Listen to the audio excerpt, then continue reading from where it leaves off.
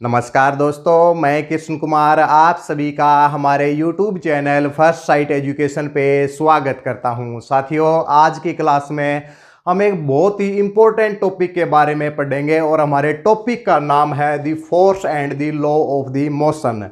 अगर हिंदी में बात करें, बल व गति के नियम, एक बहुत ही फेमस साइंटिस्ट के बारे में पढ़ेंगे, न्यूटन, जिसने केवल एक फल गिरने के ऊपर पूरी फिजिक्स ही लिख डाली। उसके क्या गति के उसने क्या क्या नियम दिए और आज के टाइम हम उनको किस प्रकार देखते हैं और उनसे रिलेटेड आपके कंपटीशन के एग्जाम में कैसे कैसे क्वेश्चन पूछे जाते हैं, उन सभी को डिस्कस करेंगे। बिल्कुल exam point of view class होगी, इसलिए क्लास के लास्ट तक बने रहें और कोई भी अगर क्वेश्चन हो तो कमेंट बॉक्स में जरूर डालें भाई।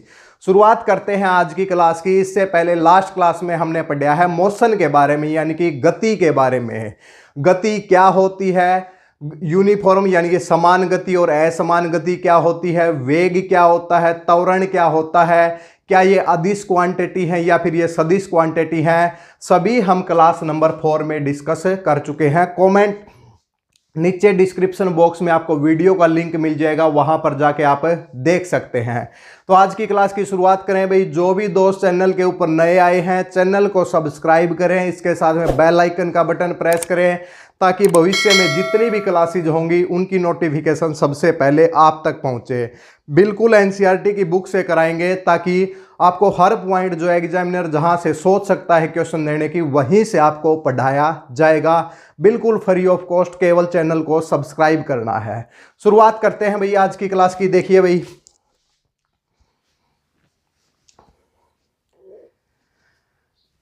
देखिए भाई, आज का जो सबसे पहले हम टॉपिक उठाएंगे वो होगा the law of the motion. Last class में हमने बताया था कि मोशन क्या होता है, कि जब एक वस्तु समय के साथ अपनी स्थिति यानी कि पोजीशन को चेंज करती है तो उसको हम क्या बोलते हैं, मोशन यानी कि गति बोलते हैं।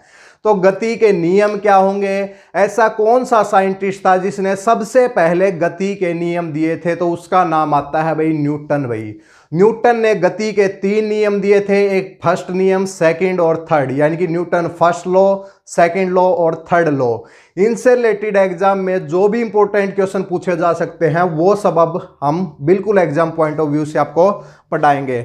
सबसे पहले बात करते हैं न्यूटन का फर्स्ट लॉ क्या था भाई। न्यूटन का फर्स्ट लॉ क्या था, साफ साफ शब्दों में कहें, डेफिनेशन बाद में बताएंगे, पहले लिख देते हैं भाई। न्यूटन फर्स्ट लॉ क्या है भाई, न्यूटन फर्स्ट लॉ या फिर न्यूटन का प्रथम गति नियम। न्यूटन का प्रथम गति नियम क्या था भाई, ठीक है भाई। तो साफ साफ शब्दों में अगर हम समझें, अगर कोई ऑब्जेक्ट रेस्ट के ऊपर है, आरामदायक स्थिति में है भाई, ठीक है, या फिर कोई ऑब्जेक्ट सेम वेलोसिटी से मूव कर रही है, जैसे कि एक बाइक अभी 50 किलोमीटर पर आवर की स्पीड से मूव कर रही है, तो न्यूटन ने पहला नियम यही बताया कि अगर कोई भी ऑब्जेक्ट रेस्ट के ऊपर है, आरामदायक स्थिति में है, या फिर यूनिफॉर्म वेलोसिटी यानी कि एक समान वेग के साथ चल रही है, तो वो कभी नहीं रुकेगी भाई। एक समान वेग के साथ जो भी ऑब्जेक्ट मूव कर रही है वो कभी नहीं रुकेगी, और जो ऑब्जेक्ट रेस्ट के ऊपर है वो चलेगी नहीं भाई। यानी कि कहने का मतलब है कि भाई अगर एक ऑब्जेक्ट रेस्ट के ऊपर है, जब तक इस ऑब्जेक्ट के ऊपर कोई भी फोर्स यानी कि बल नहीं लगाया जाएगा, ये ऑब्जेक्ट मूव नहीं करेगी भाई। ऑब्जेक्ट मूव नहीं करेगी। ये मार्कर है भाई, इस मार्कर को हम टेबल के ऊपर रख देते हैं, अगर इसके ऊपर कोई भी एक्सटर्नल फोर्स बारी बल नहीं लगेगा तब तक ये मार्कर मूव नहीं करेगा। मूव कर सकता है क्या हो कि भाई पृथ्वी के अंदर कुछ ऐसी स्थिति उत्पन्न हो जिससे पृथ्वी भाई थोड़ी सी यानी कि हिलने लगे तो भी मार्कर भी हिलने लग जाएगा। यानी कि इसमें क्या है, कोई न कोई फिर क्या है, बल लग गया है। जब तक किसी वस्तु के ऊपर कोई भी बल ना लगे यानी कि फोर्स ना लगे, ऑब्जेक्ट हमेशा रेस्ट के ऊपर रहेगी।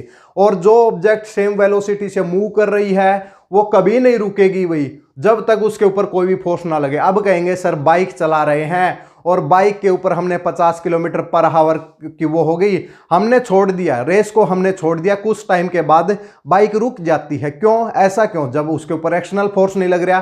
तो भाई एक्सटर्नल फोर्स लगता है जब भी एक वस्तु दूसरी वस्तु के ऊपर यानी कि मूव करती है तो एक फ्रिक्शन आता है। क्या आता है भाई? फ्रिक्शन। और फ्रिक्शन हमेशा जो भी हमारा मोशन यानी कि जिस भी डायरेक्शन में हमारी गति होती है उसके हमेशा अपोजिट डायरेक्शन में लगता है। एक बाइक कुछ समय के बाद अपने आप रुक जाती है, क्यों? क्योंकि उसके ऊपर एक फोर्स लगता है, फ्रिक्शन का, फ्रिक्शनल फोर्स लगता है। ठीक है, तो आपको याद क्या रखना है कि जब तक कोई भी फोर्स ना लगे तो क्या होगा, कोई ऑब्जेक्ट रुकेगी नहीं और अपने आप चलेगी नहीं। ये क्या था, न्यूटन का फर्स्ट लॉ था। उसके बाद में एक बहुत ही इंपॉर्टेंट क्वेश्चन पूछा जाता है पेपर में कि न्यूटन का जो फर्स्ट लॉ है इसका दूसरा नाम क्या है। इसका जो दूसरा नाम क्या है, इसका जो दूसरा नाम है वो है लॉ ऑफ इनर्शिया। भाई क्या है भाई, लॉ ऑफ इनर्शिया। कई बार पेपर में HSSC, SSC, रेलवे, कई बार पेपर में देखने को मिलता है कि जो न्यूटन का जो पहला नियम है उसका दूसरा नाम क्या है, तो लॉ ऑफ इनर्शिया भी क्या बोलते हैं, न्यूटन के फर्स्ट लॉ को बोलते हैं। इसमें हमारे पास लॉ क्या हो जाएगा, नियम इनर्शिया, यानी कि अगर हिंदी की टर्म में बात करें तो जड़त्व का नियम। क्या हो जाएगा, जड़त्व का नियम। तो ये क्या होता है भाई, ये इनर्शिया क्या होता है, कमेंट सेक्शन में छाप दें। जो साइंस के स्टूडेंट हैं वो बताएं भाई इनर्शिया क्या होता है, तो फिर हम बताएंगे।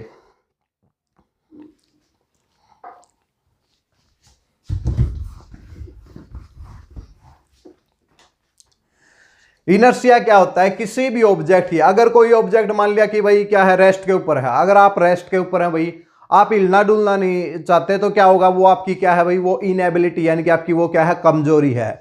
अगर आप बहुत तेजी से दौड़ रहे हैं और आप रुक नहीं सकते तो भी वो भी क्या है आपकी, वो भी कमी है। तो किसी भी वस्तु की यानी कि कोई भी कमी जिसके अनुसार वो क्या होती है, वो ना तो चलना चाहती और ना रुकना चाहती। अगर चल रही है तो रुकना नहीं चाहती और रुकी हुई है तो चलना नहीं चाहती। तो इनर्शिया क्या होता है, इनएबिलिटी ऑफ बॉडी होता है, यानी कि किसी भी यानी कि ऑब्जेक्ट की यानी कि किसी भी वस्तु की क्या होती है, कोई कमी होती है भाई। किसी भी वस्तु की क्या होती है, कोई भी कमी होती है, वो क्या होता है, इनर्शिया। अब भाई इनर्शिया मोशन के केस में, गति के केस में मोशन किसके ऊपर डिपेंड करता है। इसके बाद एक क्वेश्चन आता है कि इनर्शिया का मेजरमेंट किस प्रकार होता है, तो inertia is measured by, inertia यानी कि जड़त्व किसके द्वारा मापक किया जाता है, इज मेजर्ड बाई किसके द्वारा, मास के द्वारा। मास यानी कि द्रव्यमान के द्वारा, द्रव्यमान के द्वारा इनर्शिया का मेजरमेंट हो सकता है। अगर किसी का मास ज्यादा है उसका इनर्शिया ज्यादा होगा, किसी का मास अगर कम है तो उसका इनर्शिया कम होगा। ऐसा क्यों है, ऐसा इसलिए है कि अगर कोई व्यक्ति भारी है और उसको कहे कि आप चल के दिखाइए, आप दौड़ के दिखाइए, वो उसकी क्या है, कमी है भाई, ज्यादा वजन है, तो क्या होगा भाई, उसकी इनएबिलिटी है, कमजोरी है कि वो दौड़ नहीं सकता। और अगर कोई व्यक्ति ज्यादा भारी व्यक्ति दौड़ रहा है और उसको कहे कि एकदम रुक के दिखाओ भाई, तो क्या होगा, जैसे एकदम रुकेगा तो क्या होगा, जो हल्का व्यक्ति होगा तो वो तो रुक भी जाएगा, लेकिन जो भारी व्यक्ति होगा वो क्या हो जाएगा, वो गिर जाएगा भाई, वो क्या हो जाएगा, गिर जाएगा। तो उस आदमी की क्या है, कमी है।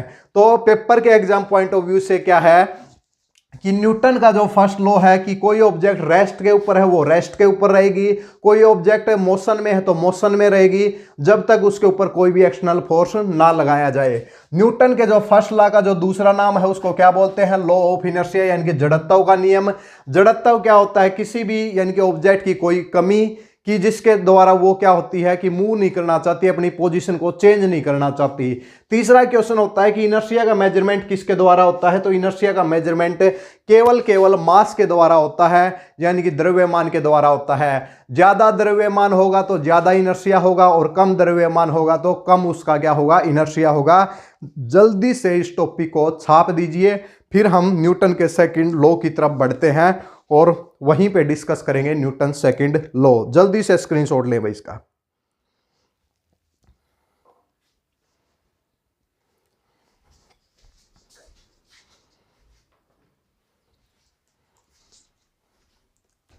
ठीक है भाई, अब बात करते हैं न्यूटन का जो सेकंड लॉ क्या है। तो न्यूटन का जो सेकंड लॉ है आप सभी वैसे भी जानते होंगे, न्यूटन का जो सेकंड लॉ है वो लीनियर मोमेंटम के ऊपर डिपेंड करता है। न्यूटन का द्वितीय गति नियम यानी कि द्वितीय गति नियम भाई, द्वितीय क्या हो जाएगा, गति नियम।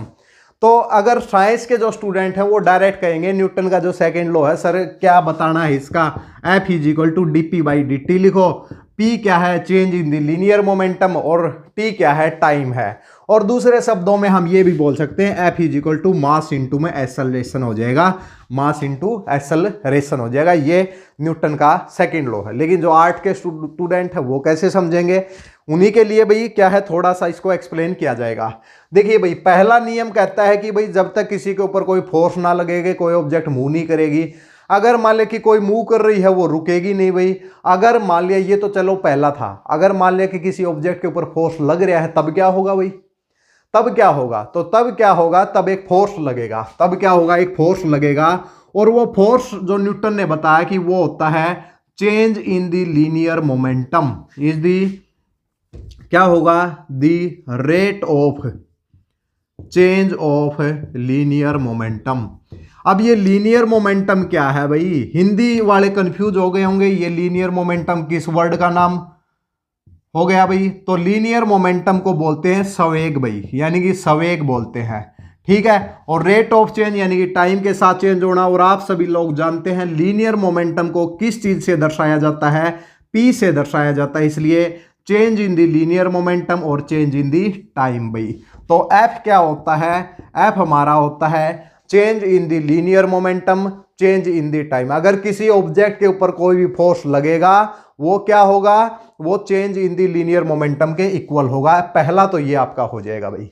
जैसे हमने लास्ट क्लास में कहा था कि सदिश क्वांटिटी होती है, अदिश क्वांटिटी होती है, तो क्या उनकी बात यहां पर करेंगे भाई। वहां पर हम केवल वेलोसिटी तक आए थे, वहां पर हम केवल एक्सेलरेशन तक बात की थी, त्वरण की बात की थी। लेकिन यहां पे बल की बात हो रही है। जैसे फोर्स है, फोर्स को हिंदी में क्या बोलते हैं भाई, बल बोलते हैं। तो यहां पे बल की बात होगी, तो बल की यूनिट क्या है, मात्रक क्या है, सब चीजों के बारे में बात करेंगे।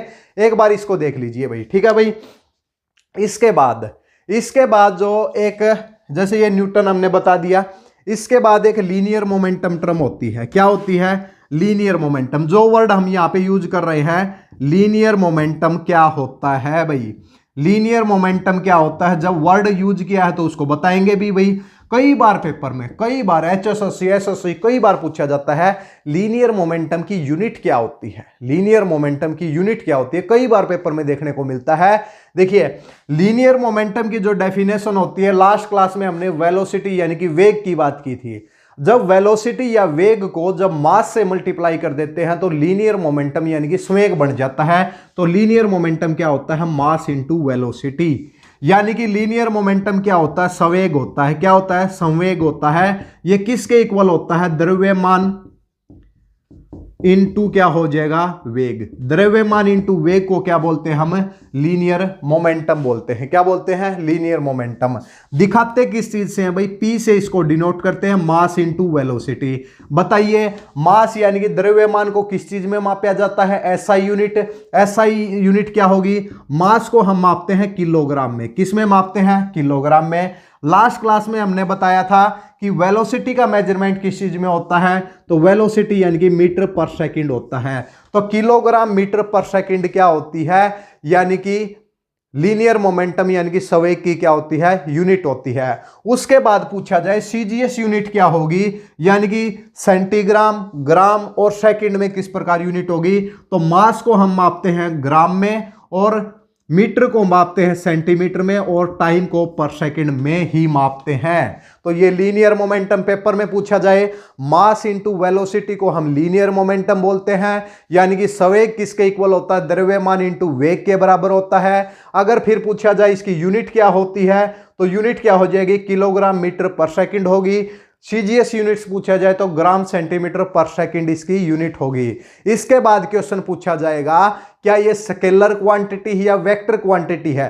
लास्ट क्लास में हमने आपको बताया था स्केलर क्वांटिटी वो क्वांटिटी होती है जिनका केवल मैग्नीट्यूड होता है, कोई भी डायरेक्शन नहीं होती है, यानी कि। और वेक्टर क्वांटिटी यानी कि जिनकी डायरेक्शन भी होती है और जिनकी क्या होती है, मैग्नीट्यूड भी होता है। स्केलर क्वांटिटी को अदिश क्वांटिटी बोलते हैं हिंदी में, और वेक्टर क्वांटिटी को सदिश क्वांटिटी बोलते हैं। तो जो लीनियर मोमेंटम है ये कौन सी क्वांटिटी है? मास की कोई डायरेक्शन नहीं है, वेलोसिटी की डायरेक्शन है, तो ये कौन सी क्वांटिटी है? वेक्टर क्वांटिटी है, यानी कि सदिश क्वांटिटी है। कौन सी है भाई? सदिश क्वांटिटी है। तो ये आप याद रखें। लीनियर मोमेंटम कंप्लीट हो गया।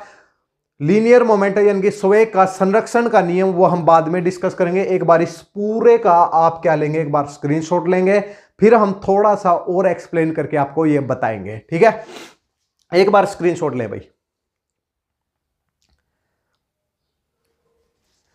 अब देखिए भाई,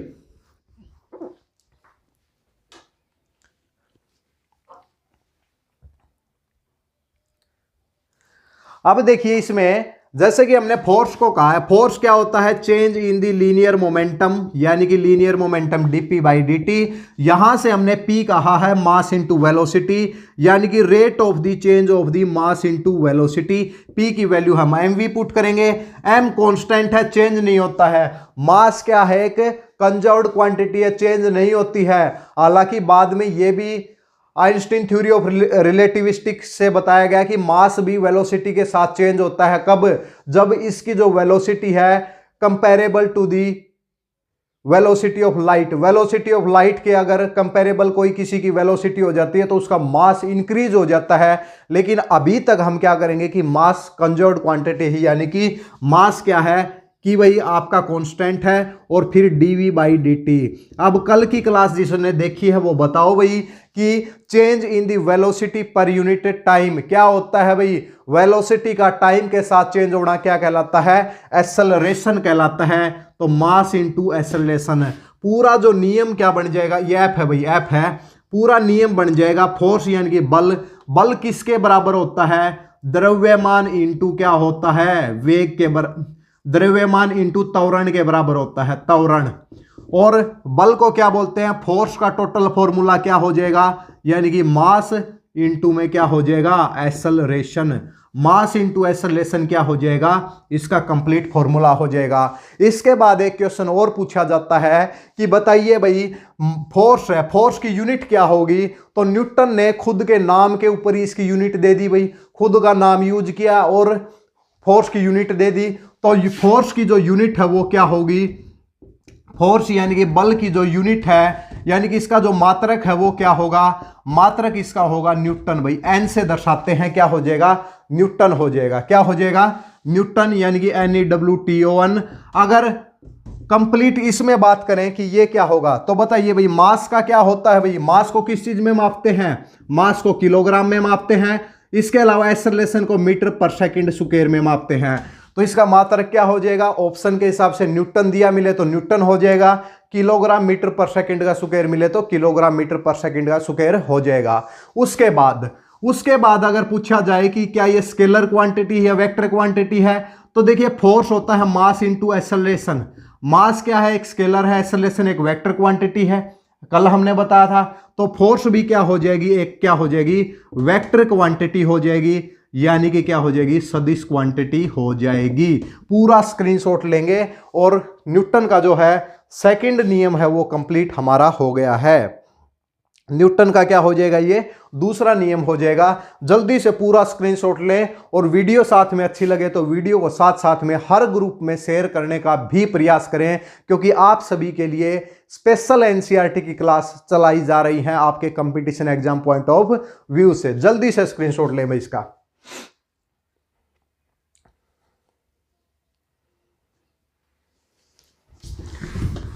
इसके बाद न्यूटन का थर्ड लॉ क्या है? न्यूटन का तीसरा नियम, अगर किसी के ऊपर अगर आप फोर्स यूज करते हैं तो वापस आपके ऊपर फोर्स जरूर लगेगा। यानी कि अगर आप किसी के ऊपर अटैक करते हैं तो वापस अटैक होने की संभावना 99.99% है, केवल गांधी जी को छोड़कर।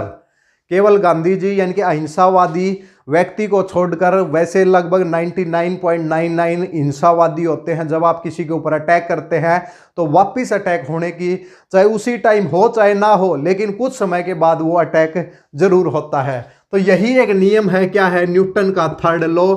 न्यूटन थर्ड लॉ यानी कि न्यूटन का जो है वो तृतीय नियम, यानी कि मोशन का, गति का जो तृतीय नियम है क्या होगा? क्या है भाई? देखिए, फॉर एवरी एक्शन, क्या लिखना है आपको? For every action there is equal and opposite reaction.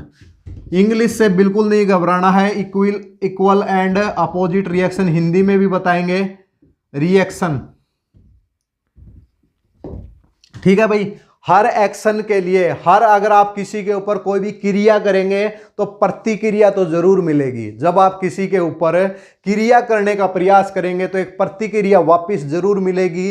यही क्या है? यही न्यूटन का जो है तृतीय नियम है। किसका भाई? गति का नियम है। और इसी को हम बोलते हैं for every action there is equal and opposite reaction. जैसे कि आप किसी वेटिंग मशीन के ऊपर खड़े होते हैं तो आपका वजन मापते हैं भाई। वजन क्या है कि जब आप नीचे की तरफ फोर्स लगाते हैं तो वेटिंग मशीन वापस आपके ऊपर फोर्स लगाती है, और वही क्या होता है, वही आपको वहां पे नंबर में दिखाई देता है, इतना आपका वजन हो गया भाई। ठीक है। इसके अलावा न्यूटन का जो तीसरा नियम कहाँ पर एग्जिस्ट करता है? आप अपने स्थान पर खड़े हुए हैं, जैसे हम यहाँ पे पढ़ा रहे हैं तो हमारे ऊपर न्यूटन का थर्ड लॉ लगता है। कैसे भाई? जैसे हमारा मास है, मास इंटू ग्रेविटी, हमारा फोर्स नीचे की तरफ लगता है। जब हम नीचे की तरफ, तो पृथ्वी क्या करती है, जो भी हमारा फ्लोर है ये क्या करता है, ये उतना ही फोर्स हमारे ऊपर लगा रहा है, तभी हम यहाँ पे खड़े हुए हैं। जब आपके ऊपर वापिस इतना फोर्स वापिस ना लगे तो आप समझ लेना कि न्यूटन का थर्ड नियम आपके ऊपर नहीं लग रहा। जब आप किसी कीचड़ के ऊपर खड़े हो जाते हैं, कीचड़ के ऊपर तालाब में चले जाते हैं, कीचड़ के ऊपर खड़े हो जाते हैं, दलदल के ऊपर खड़े हो जाते हैं, तो जैसे ही आप उसके ऊपर खड़े होते हैं कीचड़ फिसल जाता है। यानी कि जितना फोर्स आप उसके ऊपर लगा रहे हैं उतना फोर्स आपको नहीं मिल रहा, इसलिए आप नीचे की तरफ चले जाते हैं। और कीचड़ में तो भाई डूबने का ही मतलब एक नियम है। ठीक है। और क्या होता है? ठीक है, तो ये न्यूटन का थर्ड लॉ है। जैसे कि आप मिट्टी के ऊपर चलते हैं, जैसे कि आप दौड़ते हैं भाई, अगर आप दौड़ रहे हैं किसी मतलब सड़क के ऊपर दौड़ रहे हैं तो मतलब पैरों के ऊपर ज़्यादा मतलब फोर्स नहीं लगता। जब आप किसी मतलब टिब्बे के ऊपर या फिर जहाँ पे ज़्यादा मिट्टी है अगर वहाँ पर दौड़ रहे हैं तो क्या होता है कि पैरों को ज़्यादा मतलब यानी कि वो लगता है कि ज़्यादा फोर्स लगता है पैरों को, क्योंकि जितना फोर्स आप लगा रहे हैं उतना फोर्स आपको नहीं मिल रहा। जब आप दौड़ेंगे तो दौड़ने के लिए भी क्या है कि जब दौड़ रहे हैं तो आप जितना फोर्स नीचे लगाएंगे, तेज दौड़ेंगे, नीचे की तरफ ज़्यादा फोर्स लगा रहे हैं, लेकिन जो आपका जो सैंड है, जो रेत है, वो आपको उतना फोर्स नहीं दे पा रहा, इसलिए आपको ज़्यादा मेहनत करनी पड़ती है। और ज़्यादा मेहनत करने के बावजूद आपकी जो स्पीड है वो कम रहती है भाई, आपकी स्पीड कम रहती है। For every action there is equal and the opposite reaction. तो ये किसका है भाई? न्यूटन का थर्ड लॉ है। ठीक है भाई।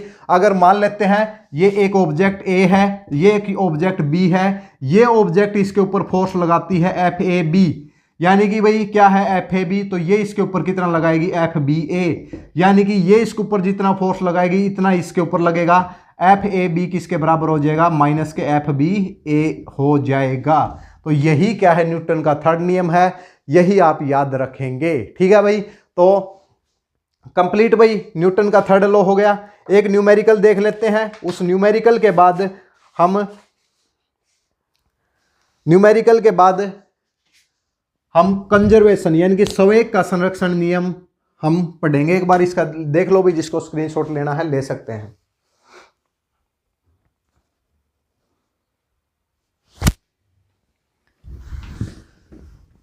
ठीक है भाई। अब हम पढ़ेंगे एक न्यूमेरिकल जो कि 3-4 अब हमारे पास जो फॉर्मूले हुए हैं, फॉर्मूले देखिए लास्ट क्लास में हमने पढ़े थे। V = U + AT, S = UT plus का ½ AT स्क्वायर।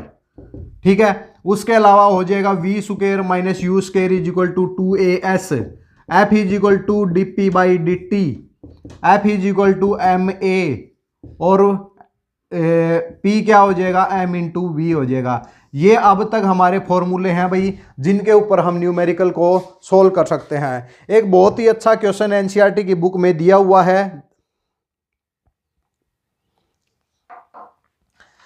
एक बहुत ही अच्छा क्वेश्चन आपकी NCERT की बुक में दिया हुआ है। देख लो भाई, NCERT की बुक है, कोई अलग से बुक नहीं है, 9th की बुक है, वहीं से चैप्टर करा रहे हैं। ठीक है। A constant force act on A object of the mass for a duration of the 2 second. एक भाई वस्तु के ऊपर एक फोर्स लगता है। देखिए भाई क्वेश्चन क्या है, क्वेश्चन आपको दिया हुआ है, फोर्स दिया हुआ है भाई, आपको फोर्स लग रहा है भाई किसके ऊपर, एक मास दिया हुआ है 5 किलोग्राम, और कितने समय के लिए जो फोर्स लग रहा है वो हो रहा है भाई 2 सेकंड के लिए। ठीक है भाई। It increase the object velocity from the 3 metre per second to the 7 metre per second. एक ऑब्जेक्ट है भाई, जैसे ये हमारी ऑब्जेक्ट है, इसके ऊपर हम फोर्स लगा रहे हैं भाई, क्या लगा रहे हैं, फोर्स लगा रहे हैं। इसका जो मास है वो कितना है भाई 5 किलोग्राम का है। कितने समय के लिए फोर्स लग रहा है, 2 सेकंड के लिए लग रहा है। ये फोर्स लगाने से इसकी जो स्पीड पहले 3 मीटर पर सेकंड से 7 मीटर पर सेकंड हो जाती है, यानी कि इसकी जो इनिशियल स्पीड जिसको यू से करते हैं 3 मीटर पर सेकंड है, और बाद में कितनी हो जाती है, 7 मीटर पर सेकंड हो जाती है। ठीक है भाई।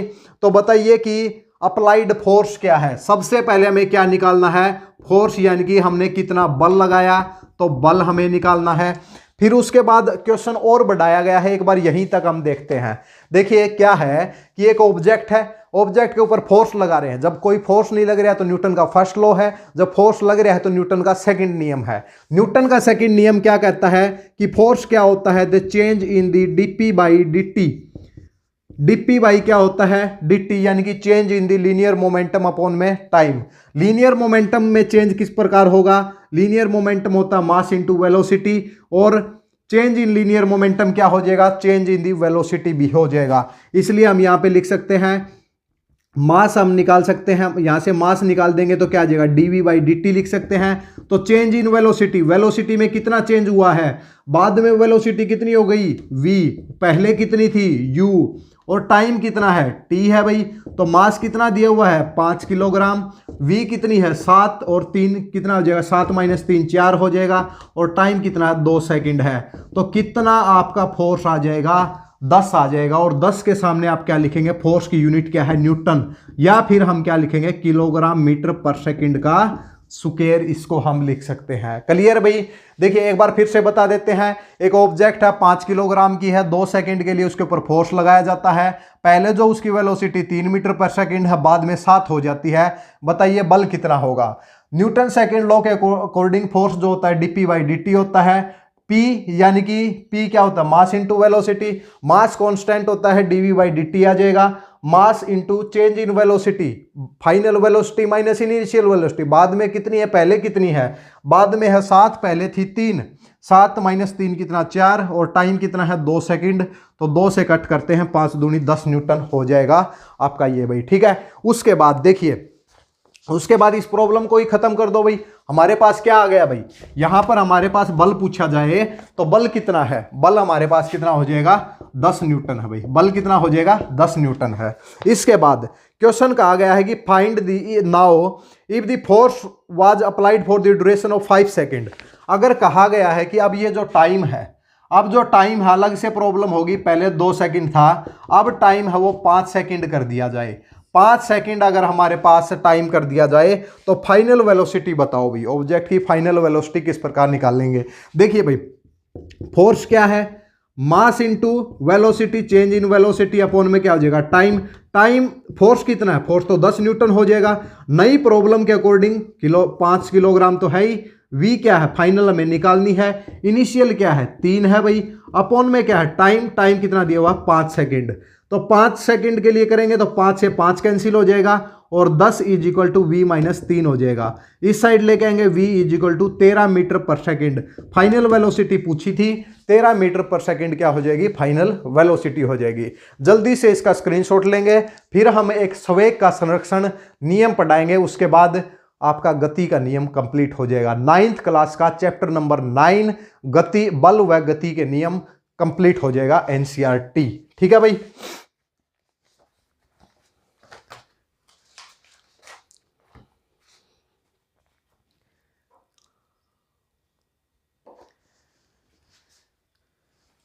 इसके बाद भाई एक एग्जाम्पल रह गए भाई। किसके एग्जाम्पल रहे हैं, एग्जाम्पल रहे हैं न्यूटन के थर्ड लॉ। कई बार पेपर के अंदर प्रश्न पूछा जाए कि भाई बताइए, आपकी बुक के अंदर दे रखा है कि भाई एक व्यक्ति है, कई बार प्रश्न को बड़ा करके पूछ लिया जाता है। जैसे कि आपके हाथ में भाई गन है, गन यानी कि भाई बंदूक है, और जैसे ही वो आप फायर करते हैं, उसको फायर करते हैं तो बंदूक है वो पीछे की तरफ आती है। कभी ऐसा सुना है कि फायर कर रहे हैं और बंदूक आगे की तरफ जा रही है? ऐसा नहीं होता। जैसे ही आपकी बुलेट आगे की तरफ जाती है तो क्या होता है, जो गन है वो पीछे की तरफ आता है। ऐसा क्यों होता है? कौन से सिद्धांत के ऊपर भाई ये बेस है? तो हम क्या कहेंगे कि न्यूटन थर्ड लॉ के ऊपर है। क्यों भाई? क्योंकि जैसे ही स्प्रिंग से भाई गोली छोड़ी जाती है तो उसका जो क्या होता है वो आगे की तरफ बढ़ती है, यानी कि वो क्या होती है, आगे की तरफ बढ़ती है। तो हम जो गन है उसके ऊपर फोर्स लगा रहे हैं। किसके ऊपर? बुलेट के ऊपर फोर्स लगाया गन ने, तो बुलेट ने वापिस गन के ऊपर फोर्स लगाया। अगर गन आगे की तरफ फोर्स लगाता है तो बुलेट पीछे की तरफ फोर्स लगाएगी गन के ऊपर, और गन क्या है? पीछे की। इसलिए हमेशा कहते हैं कि जो बंदूक है उसका यूज हमेशा जो हाथ में वाली तो हाथ से ही करेंगे भाई, लेकिन क्या है, बहुत टाइट तरीके से पकड़नी चाहिए। अगर हम बिल्कुल फ्री हैंड से अगर उसको चलाएंगे तो क्या है कि चोट लग सकती है। बड़ी गन को हमेशा कंधे के ऊपर रख के फायर किया जाता है। क्यों? क्योंकि जैसे ही बुलेट आगे की तरफ जाती है तो कंधे और उसका मास दोनों का ऐड हो जाना चाहिए ताकि जो वेलोसिटी है वो कम रहे। थोड़ा सा बताएंगे, लेकिन पूछा जाए बुलेट है किस प्रिंसिपल के ऊपर काम करती है? एक तो law of conservation of linear momentum के ऊपर, और एक न्यूटन का थर्ड लॉ भी लगता है, न्यूटन का थर्ड लॉ भी लगता है। इसके अलावा एक और बात होती है कि आप किनारे के ऊपर खड़े हैं, किश्ती के अंदर भाई सैर करने गए, भाई किश्ती के अंदर सैर करने गए, जैसे ही किश्ती से उतरने लगे बीच के ऊपर आगे भाई बिल्कुल किनारे के ऊपर आ गए, फिर वो कहता है कि वो ट्रेनर कहता है कि भाई कूद जाओ, क्या नाम है, जो भी किनारे के ऊपर आप उतर लीजिए अब और आएंगे। तो जैसे ही आप आगे की तरफ किनारे की तरफ जाते हैं, जैसे आगे की तरफ बढ़ते हैं, बोट पीछे की तरफ जाती है, बोट पीछे की तरफ जाती है। तो क्या होता है कि जब आप आगे की तरफ बढ़ते हैं तो आप पीछे की तरफ फोर्स लगाते हैं, तो क्या होता है कि आप बोट के ऊपर पीछे की तरफ फोर्स लगा रहे हैं और बोट आपके ऊपर आगे की तरफ फोर्स लगाती है। तो न्यूटन का थर्ड लॉ भी यहां पे लगता है। इसके बाद में एक बहुत ही इंपॉर्टेंट टॉपिक है, लिख लीजिए भाई,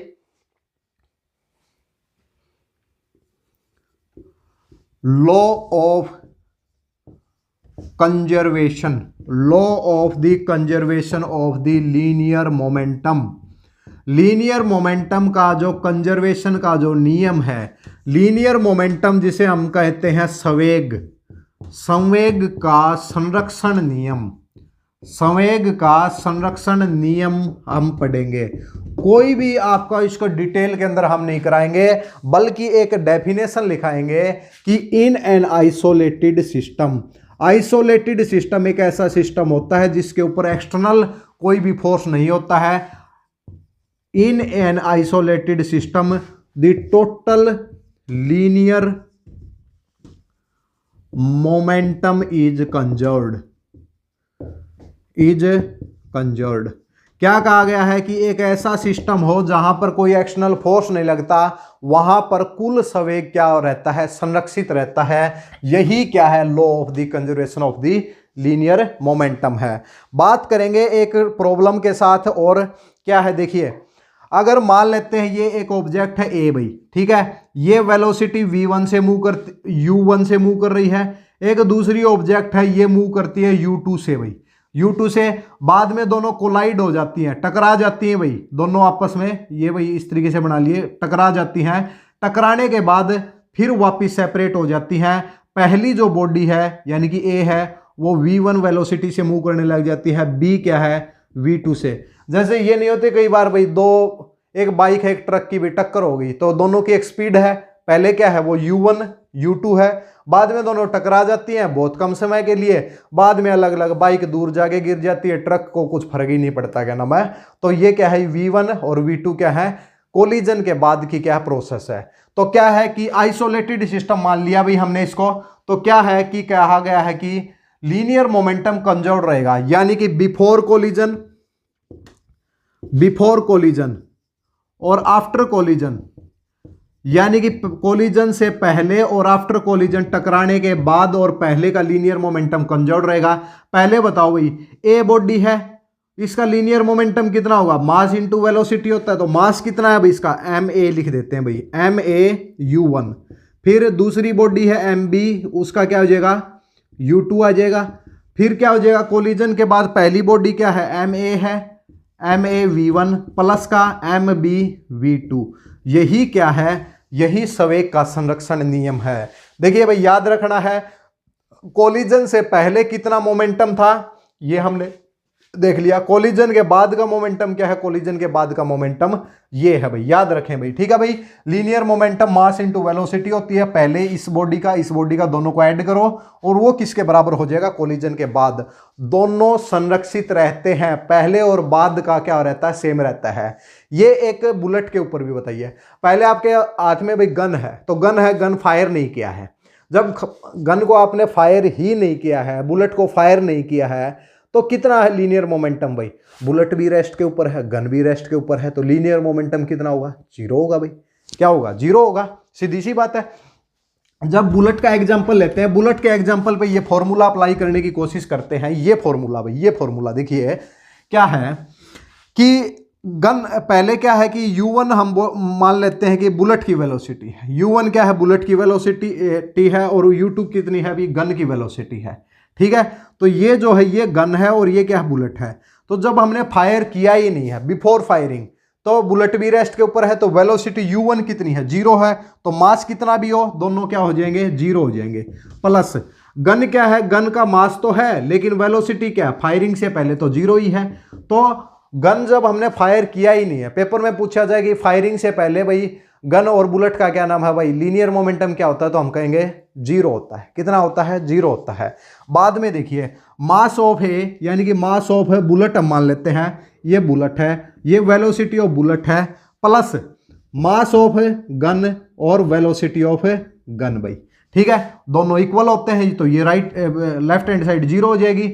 अब यहां से वेलोसिटी ऑफ गन निकालना चाहें तो ये इस साइड ले आइए भाई, एम जी वी जी किसके बराबर हो जाएगा, माइनस के एम बी वी बी के हो जाएगा, और वेलोसिटी ऑफ गन क्या हो जाएगा, M B V B upon में क्या होता है, एम जी हो जाएगा। ये आपका फॉर्मूला हो जाएगा गन के लिए। कैसे, देखिए गन है, जैसे जितना भारी गन होगा भाई, जितना वजनदार अगर बंदूक होगी उतनी ही कम पीछे आएगी। इसलिए तो कहते हैं कि गन जो भारी होती है कंधे पर रख के जो चलाते हैं फौजी, अगर मान लिया हल्की गन से ही अगर ज़्यादा फायरिंग हो जाती, ज़्यादा अगर उसमें दिक्कत नहीं आती तो हल्की गन बनाते, इतनी बड़ी गन क्यों बनाते हैं।